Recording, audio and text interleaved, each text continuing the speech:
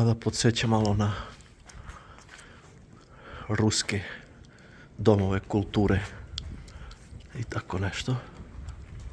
Ali ne, ovo je samo Hotel Mir u Zvonačkoj banji.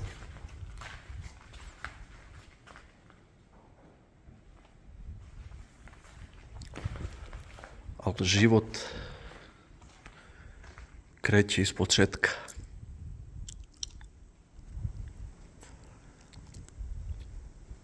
Jedna biljka krenula je u nov život.